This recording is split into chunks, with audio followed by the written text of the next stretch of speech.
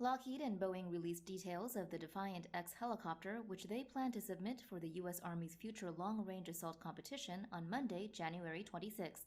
The design features fly-by-wire avionics, an advanced drive system, a heavy emphasis on vibration reduction, and two coaxial rotors with a rear-mounted pusher propulsor for improved speed, handling, and agility.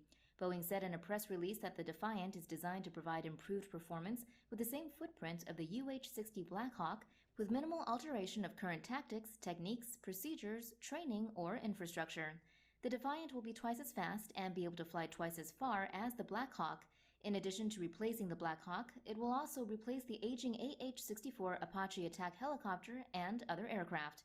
The Army issued a request for proposals in its future long-range assault aircraft competition in December. A contract is expected to be awarded sometime in 2022, with the newer aircraft fielded by 2030. The only other competition for the contract comes from Bell, which expected to submit a tilt-rotor design similar to that of its V-280 Valor aircraft.